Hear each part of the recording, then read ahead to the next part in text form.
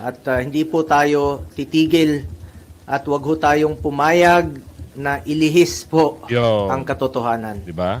Kasi pag inilihis po ang nailihis po ang katotohanan, magulo po 'yan. Tama. Magkakagulo po pag inilihis po ang katotohanan. Tumbukin niyo po. Ano? Nangingitim! Narinig mo? Ha? Narinig nyo? Pag nilis nyo ang katotohanan, Senator Bongo, ulitin mo. Magulo po 'yan. Magkakagulo po pag inilihis po ang katotohanan. Doon sa Blue Ribbon Committee na investigation, kung maalala nyo, may nangyaring Blue Ribbon Committee investigation sa Senate, sa laptop. Ginamit namin yon sa loob ng Department of Education para isa-isahin kung sino yung mga personal involved na under sa mga tao involved doon sa Senate Blue Ribbon investigation. Trabaho at all. Kaya napansin nyo ba, walang direksyon Tama. yung governance at walang direksyon yung iba't ibang departamento. Bakit? Kasi he doesn't give direct, he doesn't command. He doesn't command, he doesn't ask, he doesn't say that, look, there's a Philippine development plan and what are you supposed to do about this? Kahit tutuklawin na sila, kaagatin na sila. Ang galing nila magsinungaling. Sobra sila magsinungaling. Ang galing nyo magpanggap sa taong bayan. Di ba, attorney, no? Ang galing nila magpanggap. Aldi ko lang, kasuhan nyo. Hindi nyo pwedeng kasuhan ng pinsan niya si Martin Luther King. Kaya nga. Yes, magandang hapon muli sa ating mga kasama. Nandito na naman si Kuya Goods nagbabalik. At syempre, kung di ka pa nakasubscribe sa ating channel, subscribe na lang po at hit mo na rin yung bell para updated ka sa ating mga nilalabas na video. Bibi Sara, nakausap na ang men in uniform. Paghahanda na ba ito? Aguy. Press conference ni Bongo. Ni Senador Bongo. Kani-kanina lang at sinagot ang mga paratang. Kasi alam niyo ho ba, imbis na sa kanila ang investigasyon dito sa mga balulong, dinadivert nila ang usapin patungkol dito sa mga Duterte alay.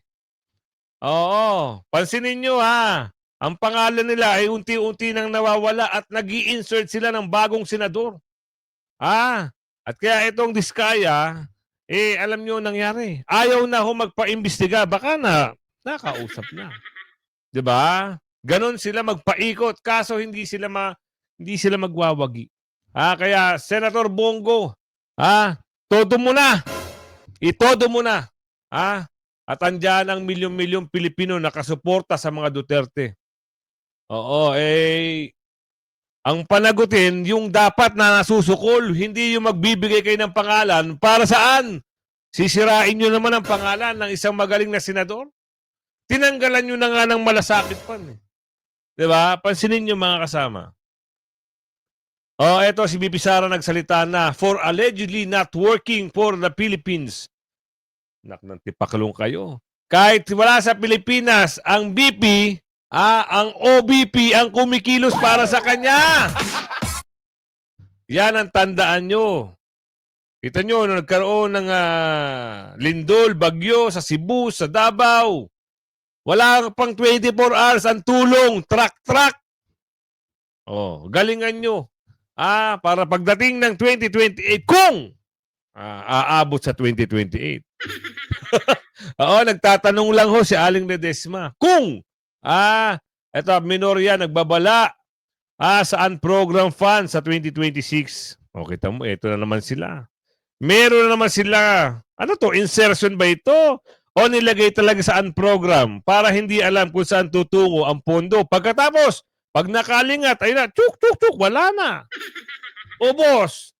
At Atty. Guanzon, ano kaya ang kanyang pahayag? Pasok na natin to, wag na natin patagin. Isa na nga ba itong paghanda ni Vice President Sara kung sakaling sukdulan na ang galit ng taong bayan sa Marcos administration?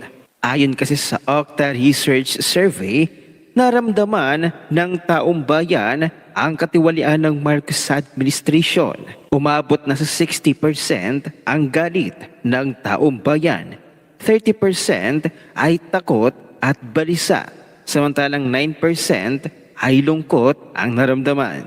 Kasama nga ni Vice President Sara ang ating mga men in uniform sa Zamboanga City kung saan nagpasalamat si Vice President Sara sa kanilang serbisyo para sa bansa. Yun. Aminin man natin, ang ibang pulis napipilitan lang sila dahil mawawalan sila ng trabaho Tama. kapag hindi sila sumunod sa presidente o sa nakakataas sa kanila na kahit mali ay susundin pa rin nila. Yun Pero ang ikinatatakot ng ating mga kasundaluhan,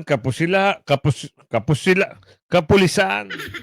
Oo, dahil pag hindi sila sumunod sa kanilang mga superior, lalong-lalo na ito ay taong bayan, sila ho ay naninilbihan lang sa kanilang tungkulin. Oo, hindi sila makakilos eh. Pero pag merong bumoses dito, ay ibang usapan na yan, sabi ni Aling Ledesma. Aabangan ng taong bayan kung ano yun. Kasi alam mo ito, pag meron lang kumilos at may nagsalita na talagang may paninindigan at nagsabi na, let's go! Let's ball in! Kaya abangan natin. Baka nga. Oo. Pero ngayon, siguro, ito ay isang pasasalamat ni BP Sara. Siyempre, malaking bagay ho, lalong-lalo na yung ibang kasundaluhan tumulong sa search and rescue sa Cebu, sa Davao, nagpasalamat. Kita nyo? Nagpasalamat ang BP. Talagang siya ang pumunta. Ang iba dyan, nasaan? Tanong lang ho yun. kung isa kang tunay na polis o sundalo, hindi ka matatakot mawala ng trabaho. Tama. Maraming pwedeng pagkakitaan. Kung talagang may sinumpaan ka sa bayan at kung talagang totoo ang sinasabi mo na to serve and to protect the Filipino people and our country. Hindi ba sayang ang training mo kung di mo susundin ang sinumpaan mo? Tama. Pero dun sa mga polis na sunod-sunuran na lang kasi takot mawalan ng pera o ng trabaho, konsensya nyo na yan. Yun! Samantali dito natin nakita ang katapangan ni Vice President Sara. Oo. Hinding-hindi nga siya magmamakaawa o kakausapin si BBM para lang pakawalan ng dating Pangulong Duterte. Wala sa ugali ni BP yan. Hindi siya magsasalita na hihingi ka ng tulong dito kay Bungit-ngit. Abangan nyo! Relax lang. Abangan nyo. Darating din ang panahon. Kasi sabi nga ni Kuya Kim, weather lang yan.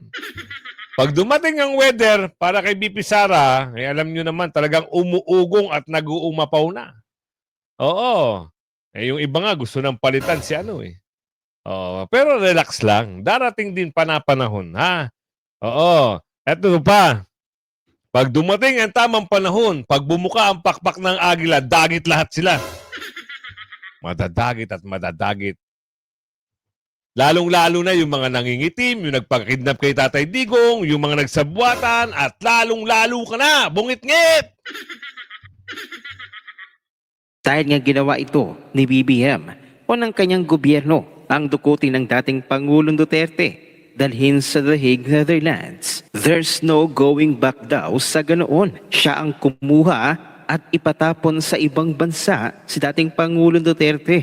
Siya rin Ikaw ba naman mantakin mo, dapat protektahan mo ang kapwa mo Pilipino di ba nga si Tatay Digong, pag merong mga na babanggit o merong nasasalang sa, alam mo na yun, sa batas ng Middle East. Di ba? Sinasalba niya. Eto hindi. Talagang pinamigay niya ang Pangulo, ang dating Pangulo.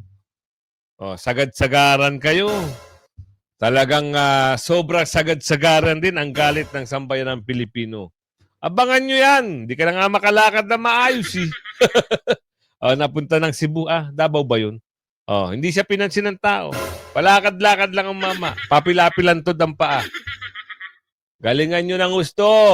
At Senator Bongo, eto na. Gusto ko marinig din ang kanyang kasi sinasalang na siya Alam nyo ba ginagawa sa kanya?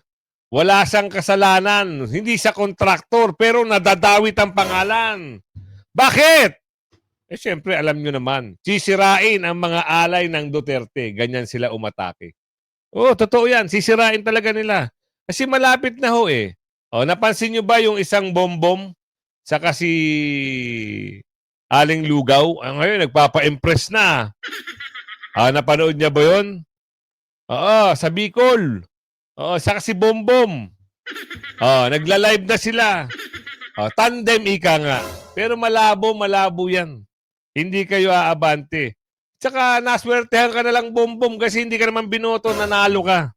Nagawaan ika nga ng paraan. Ito naman si Bungit-ngit na walang kaalam-alam ng utak. Laging lutang. Bantakin nyo, ipanalo niya pa yung kalaban nila ng matagal na panahon. Eh di, wala nang utak. Abangan mo, baka yan ang sumira sa karera nyo. Diba? Matagal nyo nang pinapanalo mo pa. Akala mo, ewan sa'yo. Senator Bongo, ipaliwanag mo. Panindigan mo. At alam namin, naniniwala kami sa'yo na wala kang kinalaman dyan. Gumagawa lang ng eksena yan si Nangingitim dahil ipit na. Kita nyo naman, no? Dinawit ang pangalan. Ikaw, ombudsman ka. Dapat hindi ka nakikialam sa mga ganyang usapin. Nalukulok ka na. Oo, bakit ka nagsalita na may pinoprotektahan daw na pangalan? Anak ng tipaklong, dapat tahimik ka lang. Wala kang pinapanigan. Yan ang hirap. Pag ang ombudsman galing sa politika at merong kaalyado, sira ang karir. Nino na magiging katunggali. Gagawan ng eksena. 7 years pa yan, Pero may paraan dyan, sabi ni Aling Lolit. Ano yung Kuya Goods? Sila na ho bahala magpaliwanag sa susunod. With the Filipino people in this crusade against corruption. Kasama niyo po ako rito. At hindi po tayo titigil at wag ho tayong pumayag na ilihis po ang katotohanan. Diba? Kasi pag inilihis po nailihis po ang katotohanan, magulo po yan. Tama. Magkakagulo po pag inilihis po ang katotohanan. Tumbukin niyo po. Ano? Nangingitim! Narinig mo? Narinig nyo? Pag nilis nyo ang katotohanan, Senator Bongo, ulitin mo. Magulo po yan. Magkakagulo po pag Yan! inilihis po ang katotohanan. Ayan na, Dinadamay nyo kasi ang nananahimik at walang kinalaman. Ang hirap sa inyo, ganyan ba gusto nyo laro? Nangingitim? Pag nagsalita ito si Senador Bongo, Senador, tuloy mo na nga. Tumbukin niyo po yung dapat tumbukin. Yeah. Hanapin niyo po yung dapat hanapin. Yun talagang mga totoong buhaya. Yung mastermind talaga.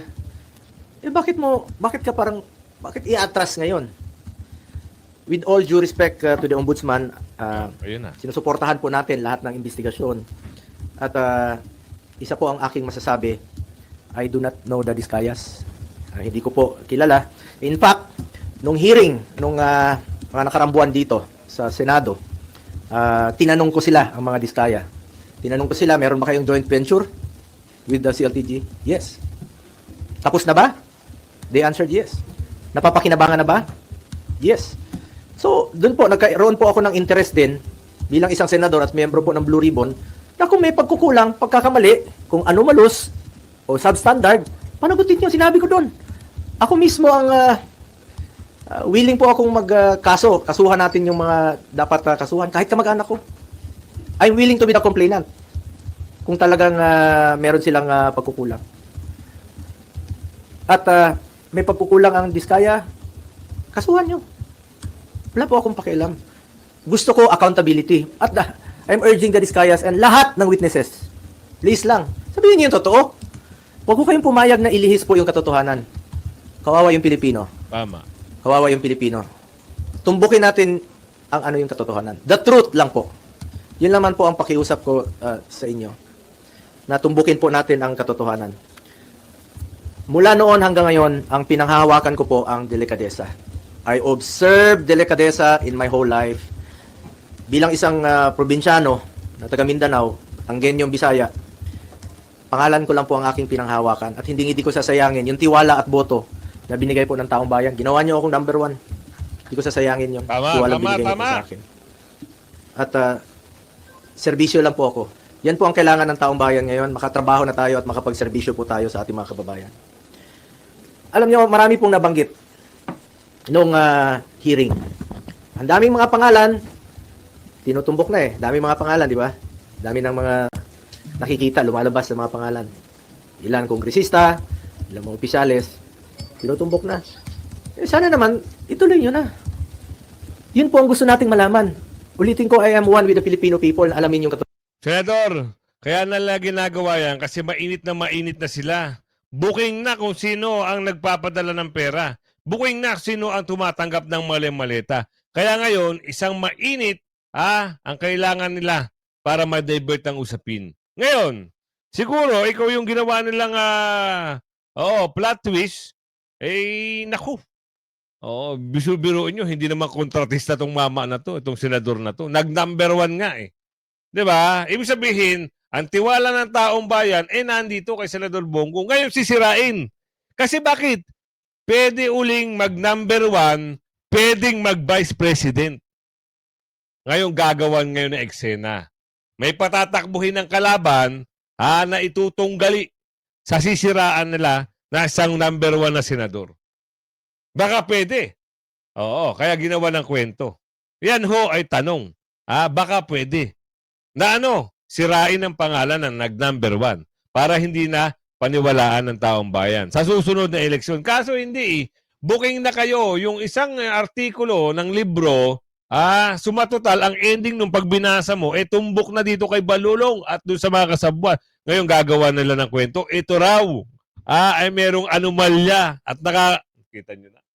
Sinasangkot sa flood control. Wow! Kwento nyo ngayon yan sa mga unggoy na kagaya nyo. Sa mga bakulaw na kalahi nyo.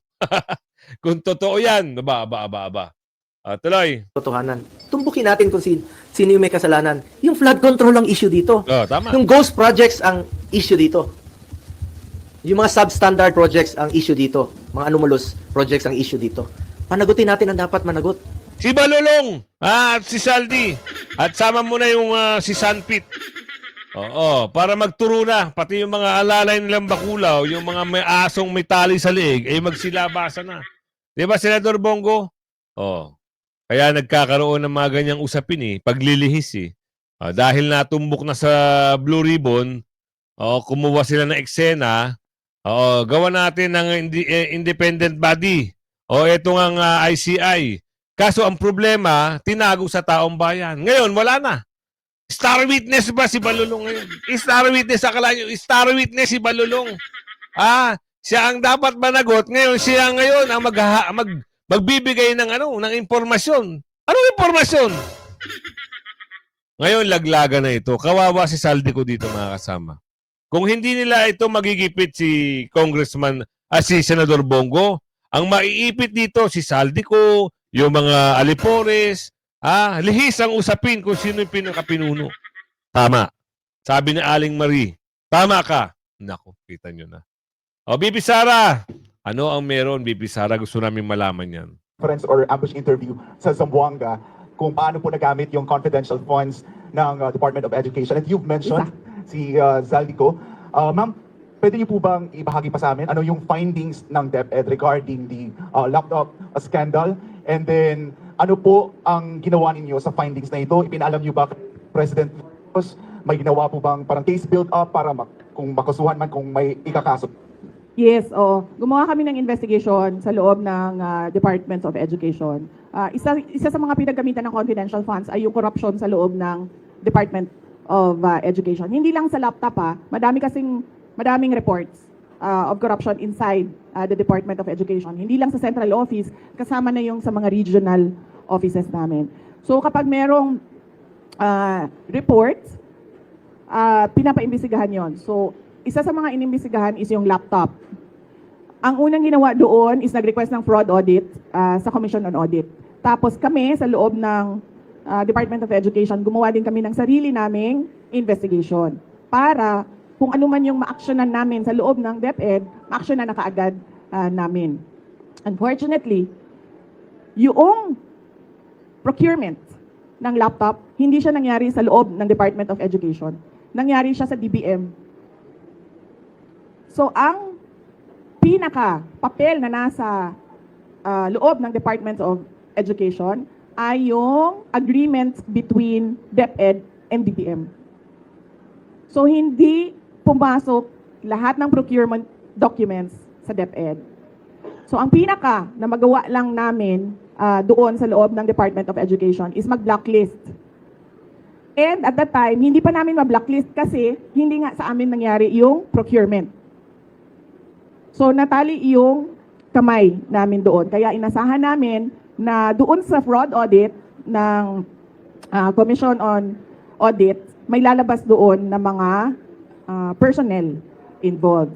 At doon sa Blue Ribbon Committee na investigation, kung maalala nyo, may nangyaring Blue Ribbon Committee investigation sa Senate, sa laptop, ginamit namin yon sa loob ng Department of Education para isa-isahin kung sino yung mga personnel involved na under sa mga tao involved doon sa Senate Blue Ribbon investigation.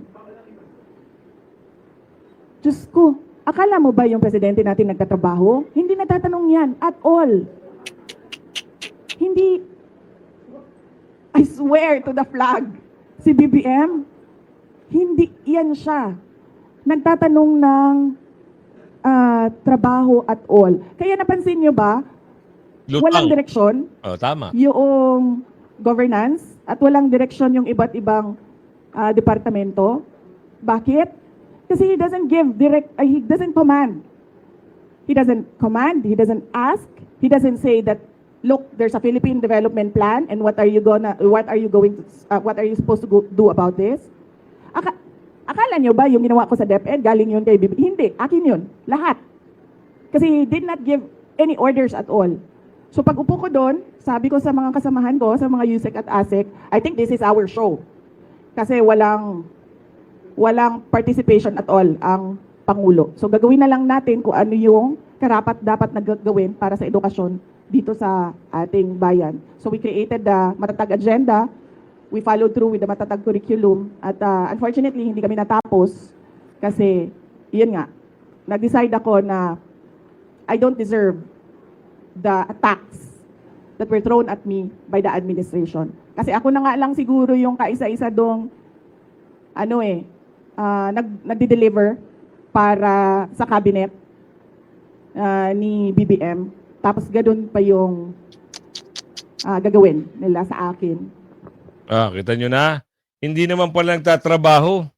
Salbahe ang mama, ano? Tapos ganyan pa gagawin nyo. Naku, kilala na kayo. Noon pa. Pasalamat kayo, nabigyan kayo ng pagkakataon na medyo iboto ng tao dahil dito kay BP Sara. Kahit sinuway ni BP Sara ang kanyang tatay. Di ba? Ngayon, lalo kayong namaho. Kita nyo, kamag-anak nyong isa. Ayaw na kayo, kinasusuklaman kayo. Sino yun? Si ate, super ate yan. Ayaw na sa kanila. Bahum-baho na ang pangalan. Kung pwede nga lang daw magpalit ng apelido magpapalit siya Isipin nyo At nagbabala itong minorya ng Kamara na saan program pa? Pasok. Ang minorya po ng Kamara ay nagsasabing, Minority. yes, 243.2 billion pesos ang naipasok pa rin daw po sa unprogrammed appropriations. Meron pa rin. Ang nakapaloob po sa 2026 National Proposed Budget. At ito daw po inaprubahan ng Kamara ay maaaring maging blankong tseke para sa administrasyon. Ano kaya ibig sabihin dito? Ibig sabihin, unprogram Hindi kung saan daw yan, ilaan. Ano bang paliwanag? Kabilang daw po sa mga unprogrammed administration ang para sa modernisasyon ng AFP. Kaya ayon ho dito kay Congressman Marcy Libanan, siya po kasi ang leader ng minority group ng Kamara. Ang mga unprogrammed fund para daw po sa AFP modernization at sa mga foreign assisted projects sa program budget kung saan maaari silang mabusisi at mabantayan ng maigi. Tinutukoy po ni Libanan ang mga unprogrammed appropriations umaabot na po sa 251.6 billion pesos noon daw pong 2022, 800.7 billion pesos noon pong 2023 at 731.4 billion pesos noon pong 2024 at 363.4 billion pesos noon pong 2025 at ngayon pong 2026 sa panukalang budget Nelson 243.2 billion pesos. Lalaki pa rin, ano? Yan tanong dyan, Congressman Marcy Libanan, hindi ba kayo nakinabang dito? Yon ang tanong dyan. Tapos ngayon sisilip. Ang galing talaga nila, no? Baka mamaya, Duterte na naman ang sabihin nila. Wala na kayong ilang bukang bibig, puro Duterte, puro Duterte. Dito tayo kay Atty. Guanzon, mas maganda pa. Dapat i-abolish na lang yung ICI na yan. Tama. Mga inutil.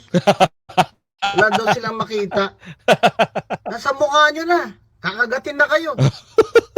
Wala pa rin kayo makita. Kasi Bulag-bulagan utos kayo eh. ng BBM. Nagbubulag-bulagan sila, attorney. Kahit andyan na, kahit tutuklawin na sila, kaagatin na sila. Ang galing nila magsinungaling. Sobra sila magsinungaling. Ang galing nyo magpanggap sa taong bayan. Di ba, attorney, no? Ang galing nila magpanggap. Aldi ko lang, kasuhan nyo. Hindi nyo pwedeng kasuhan ng pinsan niya si Martin Luther King. Kaya nga. Also known as Kim Bonjing. You think we're stupid? What kind of investigation are you doing there? When the people have lost trust in your independence? You're useless. That's why all this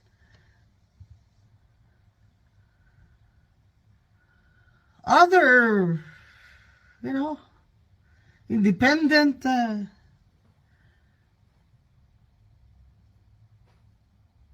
legal experts have refused, such as former Ombudsman Justice Carpio Morales, because they know that this ICI is just cosmetic. Come on, BBM.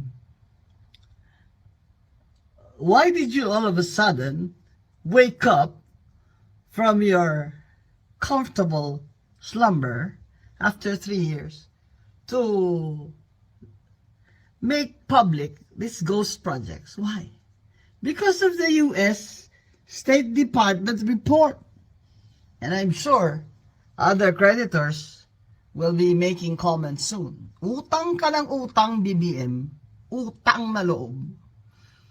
Tapos kinukurakot lang ninyo ng pinsan mo. Huwag ka maghugas ng kamay na hindi ka kasali dito, BBM. Dahil ikaw ang nagpirma. Yun. Budget mo yun. Agoy. 2025 budget na puno ng pading ng paldo na ng lahat ng ghost projects at infra na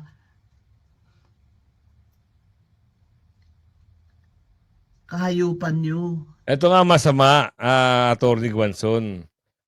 Puro lang sila press con, lalo na yung nag-iimbestiga, kuno, na secretary. Mag-iisang buwan na, wala pa nakakasuhan. Sipin nyo nga yun. Diba? Inagaw-agaw nyo yung investigasyon sa Blue Ribbon sa pamumuno ni Senador Marcoleta. Ngayon, dapat may napakulong na, may nakasuhan na. Hanggang ngayon, wala. Puro lang sila sarswela. Mga congressman at congresswoman na mga ganid kayo. Ginamit nyo ang General Appropriations Act ng 2025 dahil election, magi-election.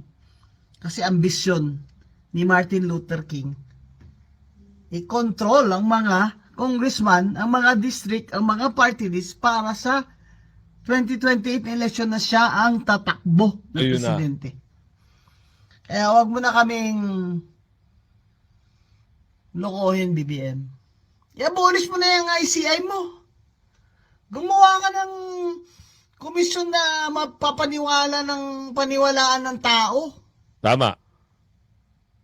Yung mga nilagay mo dyan, wala yan. Tuta mo lahat yan. Yon. Nadali na. Alam na. Di ba? Kaya kung makikita nyo, halos walang maparusahan, bakit?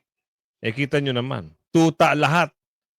Ultimo sa bagong sticker. At pati mga nag-iimbestiga sa ICI. Pati itong nag-iimbestiga kuno sa mga flood control na si, ano pangalan nun? Tison. Wala na. Kwentong barbero na lang lahat ang makikita at mapapakinggan nyo. Hindi na lang sabihin na, tama na. Wag na kayong makialam. Kami na ang hari. Wala nang ganun eh. Diba? Puro kahit tumbok na, ginagawan pa ng kwento. Diyos mo yung marimar naman Kawawa ang apu-apuhan nyo. Kung halimbawa ako may apo, pag nagtuloy-tuloy itong mga durobo na ito, hanggang dulo na yan. Hindi na magtatapos ang pangungurakot ng mga magnanakaw. Saka nga pala, pasensya nga pala doon sa, may nag-comment sa akin. Oo, lagi daw siyang nanonood sa akin. Pero iwas-iwasan ko daw ang mura. Nay naman! Hindi ho ako nagmumura. Kahit kailan, hindi ako nakitang nagmura sa content ko, sa vlog ko. Oo, wag niyo akong itulad doon sa mga pinapanood niyo, baka napaniginipan niyo lang ako pumasok yung channel ko diyan sa feeds niyo. Akala niyo ako yung taong nagmumura. Baka maliho kayo ng pinapanood. Tsaka kung halimbawa kayo ay nanonood na matagal na, hindi niyo masasabi na nagmumura ako. Oo, kasi iwas na iwas ako sa mga mura. Masama yan. Oo. Pero kung gusto nyo, ay nako. Oo. Malihuta ata kayo na napuntahan. Kaya kung, pasensya na kung nakarinig kayo ng mura sa akin, pero wala akong matandaan. Hanggang sa muli pakilagi share. Bye-bye!